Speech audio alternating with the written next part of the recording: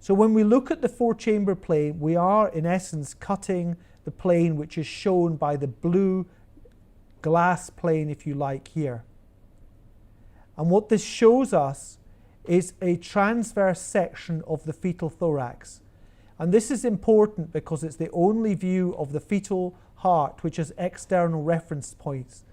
Although not shown here, the four-chamber view of the fetal heart lies in the same plane as a single rib in the fetal thorax.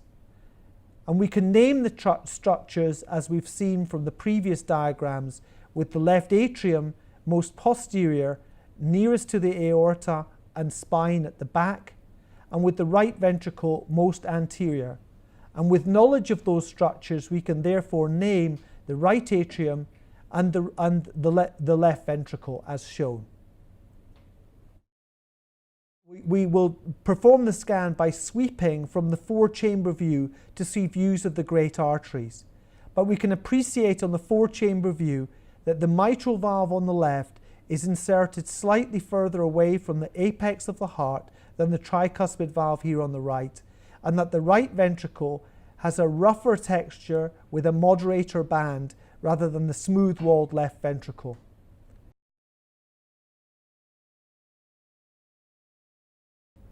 What we're going to look at here is the appearances of the normal fetal heart on standard screening views.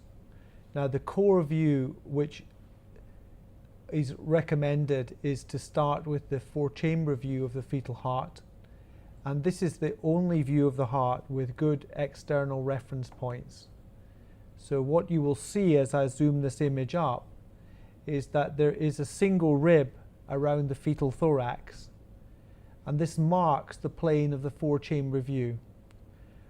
When we look initially here at the size of the fetal heart, we can see that the fetal heart occupies about 1/3 of the area of the thorax, and that the apex of the heart is pointed anterior and leftwards. We should see that the left and right hand sides of the heart are symmetrical. In order to work out which is left and right, then clearly the position of the apex of the heart needs to be worked out once during the examination. But having done that, in the normal heart, the right heart structures are more anterior, nearest to the anterior chest wall, and the left heart structures are more posterior, nearest to the spine.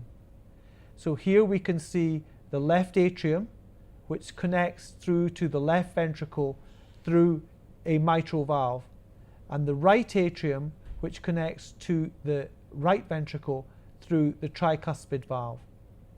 The left ventricle and right ventricle are of similar size, and it can be seen that the left ventricle has a typically smoother wall than does the right ventricle, which is more coarsely trabeculated here, particularly towards the apex.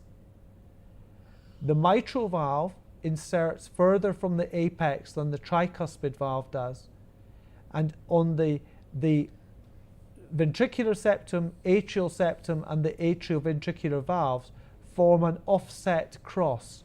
Offset in the sense that the mitral valve is further from the apex than the tricuspid valve. There is a natural communication between the two atriums in this position, known as the foramen ovale, and there is usually a hint of the pulmonary veins draining to the back of the left atrium. Both of the tricuspid and mitral valves should be seen to open freely, and both ventricles should contract dynamically.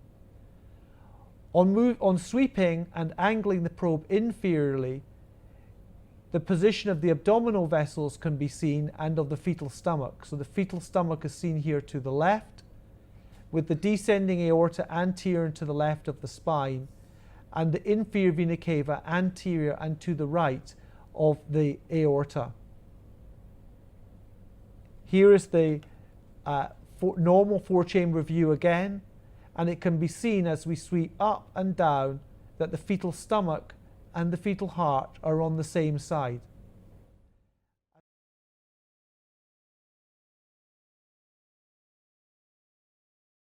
Just to point out one artifact here which sometimes causes confusion, and that is that when you go very inferiorly in the four-chamber view, you can see a structure here coming along the inferior border of the junction between the left atrium and left ventricle. This is the coronary sinus, but this can cause the appearance of the loss of differential insertion of the valve, the tricuspid valve here on the right, and the mitral valve.